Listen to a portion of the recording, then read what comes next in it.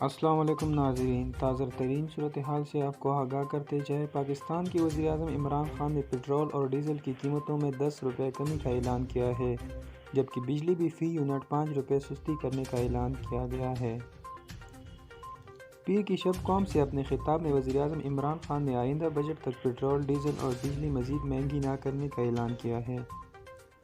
وزیر اعظم عمران خان نے اپنے خطاب میں کہا ہے کہ پاکستان میں پٹرول اور ڈیزل کی قیمتیں اب بھی کم ہے اور اگر حکومت سبسڈی نہ دے تو پاکستان میں پٹرول کی قیمت 220 روپے فی لیٹر تک ہو جائیں گی۔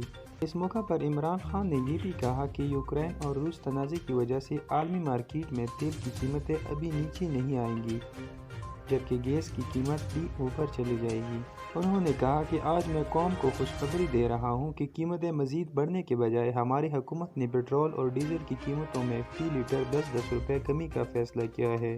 وزیر اعظم نے یہ بھی کہا کہ بجلی بھی فی یونٹ 5 روپے سستی کر رہے ہیں اور دوسری جگہوں سے سبسڈی کم کر کے اس شعبے میں قوم کو ریلیف دے رہے ہیں۔ وزیر اعظم عمران خان نے کہا کہ آئندہ بجٹ تک پٹرول، ڈیزل اور بجلی کی قیمتوں میں کوئی اضافہ نہیں کیا جائے گا بلکہ اس میں بدرجہ کمی کریں گے۔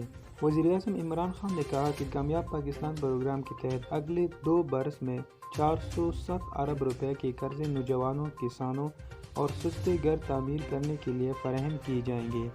انفارمیشن ٹیکنالوجی (IT) کی صنعت جو کہ بڑی تیزی سے پاکستان کی برآمدات میں اپنی جگہ بنا رہی ہے، اس کو فروغ دینے کے لیے وزیر اعظم نے جن مراعات کا اعلان کیا ان میں انفارمیشن ٹیکنالوجی سے وابستہ افراد اور کمپنیوں کو ٹیکسوں سے مکمل چھوٹ دی۔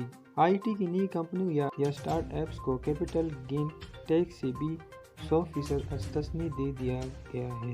وزیر اعظم عمران خان نے احساس پروگرام کے تحت لوگوں کی ماہانہ مالی امداد کو 12,000 سے بڑھا کر 14,000 کرنے کا اعلان کیا ہے۔